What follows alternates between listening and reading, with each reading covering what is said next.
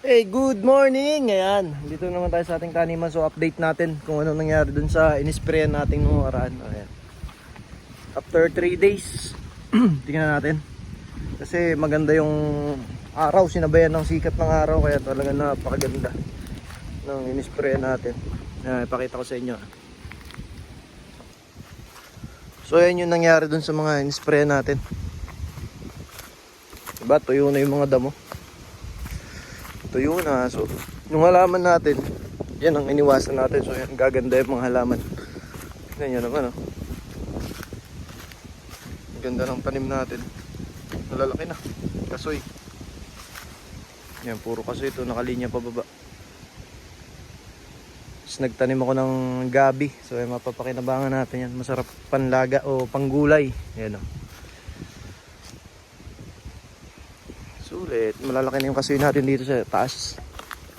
So andito tayo sa ibabaw nitong tinataniman natin kasi ito ay bundok. Balisbes. Hanggang doon to sa baba. Doon sa ilalim sa manggahan ni Papa ko. Yan. May puso po. Hindi ko pa nakuha. Ganda na, malalaki na yung tanim natin. Malinis na, so hindi na tayo magtatabas. 5 to 6 months bago ulit mag-restauranda mo. Pero kasi darating yung tag-araw, kaya sigurado mas matagal pa sa 6 months ang aabutin. Ayan. Ganda na. So yan yung epekto ng demolition. Ayan, demolition yung ginamit natin na gamot. So maganda naman. Okay naman din. Ito nung nakaraan, tinanggal ko yung mga saging na may sakit. May nagkasakit na ibang saging natin. Kaya pinutol ko na. Kaysa makahawa pa dun sa mga katabi na saging din. Ayan. Ganda ng mga kasoy. So tara, pumunta tayo sa baba. Sa ilalim. Bisita muna tayo dito. Ayan, sagingan talaga siya. Saba. So saba, mga tanim natin dito. Hindi ako nagtanim ng katunggal kasi ang katunggal ay mas madaling magkasakit, madaling mawala. After a year, wala na, mamatay na. Madalas ganun nangyayari pagka nagtanim ng katunggal. Ayan.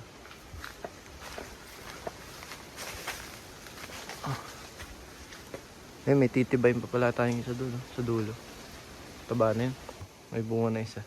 So pwede na yun, kukuhanin natin yun.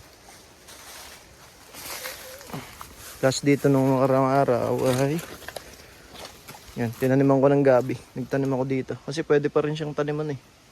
Yan. Gabing San Fernando. So sa mga nakakakilala dyan, ito yung naglalaman. Ito yung nabibili natin sa palengke na panggulay. Ayan. Hindi ko pa nga nayaring itanim kasi ito natira natin. May natira tayong pantanim. So ang itinatanim ko dito, ito. Hindi ako nagtatanim ng matanda na, yung malalaki. Eh kasi pangit na maglaman, hindi siya naglalaman. Pero ito maganda maglaman pag ganito ang mo. Pag ganyan ng pangtanim. Pag ganyan ng shoots na itatanim mo. Ayan. So ayan, itatanim pa rin natin yan. Ito yung tuyo na talaga ang damo, ang ganda. Talagang nasa pool natin yung mga damo. So natira lang yung mga halaman natin. Ayan. So gaganda na yan, lalago na. Eh, may kambal pa akong niyog. Kambal. Silipin natin dito sa baba. Tara, samahan niya ako dyan sa baba. Ito, nagtanim akong kamote dito. Kamote yan to. Kaya kung mapapansin nyo, yung puno niya, tagi-isa lang. Ayan o. Hindi ako nagpaparami ng sanga ng kamote. Kasi pag pinadami mo yung sanga, like for example this one, dalawa yung sanga niya sa isang puno. Ito puputulin kasi kakondem ko na to. Yan, kakondem ko na yan. Itong isa lang ang papalaguin natin. Kasi mas naglalaman ng kamote pagka isa lang ang puno. Ayan, kung mapapansin nyo ganyan. Ako rin to, kakondem na rin natin yan. Ayan. Isa lang ang pinapataas. Ayan. Lahat yan ganyan hanggang doon sa dulo. Ganda no? Ito tayo sa manggahan. Ayan. Ang inisprayan ko lang dito itong gitna eh. Itong dinadaanan namin. Yung sa loob ng manggahan hindi na. Kasi mga kahoy na maliliit yan. Hindi naman siya damo. So ito nandito lang mga damo. Ito. Natuyo na rin. Okay din. Diba? Sulit. Ayan, mga nyug natin may bunga pa rin. Ayan. Na epekto ng demolition, oh. Ayan. So magandang effect niya. Hindi ko alam kung anong disadvantage pag nag-spray ng damo eh. Pero sa akin advantage to kasi hindi na mahirapan maglinis. Ayan. Ganda, di ba? Eh may nyug kasi tayo dito.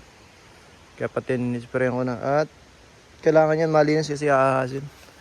Alam ko may mga yero dyan sa parte na yan. Dahil dating pinagkubuhan. Ayan, dating pinagkubuhan yan. Ito. Sabi niya sarap pa. Wala, hinog na yung fig. Gusto ko matikman tong fig na to eh. Gusto ko matikman ng fig. Kasi nakikita ko rin sa sa kanila kinakain nila to. Ayun, ang lalaki ng bunga din ng fig dito. Yan. Sa Taiwan, alam nyo ba kung magkano ng isang fig? $50. 50 NT. Isang peraso yun Isang piraso na ganyan. So napakamahal. Kino-cultured pagdating sa kanila. Yung pinaparm talaga nila. Fig. Ayan o. Ito na yung epekto. Diba ang ganda? Malinis yung mga halaman natin. At yung purpose nung itim na plastic kung nakita nyo sa previous video natin.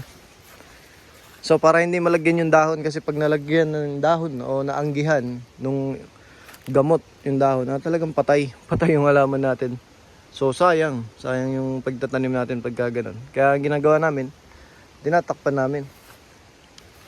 Tatabasan muna yung gilid. Lilinisin yung paligid. So ito nabuhay na. Tatabasan yung gilid then tatakpan ng plastic bago ka mag-spray yan para talaga namang tuyong-tuyo ang ganda.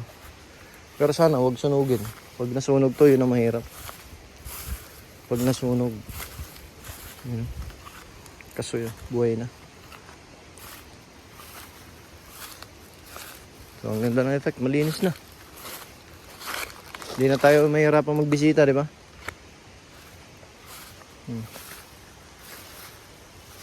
Yan ang kahirap-hirap magbisita pag ganito.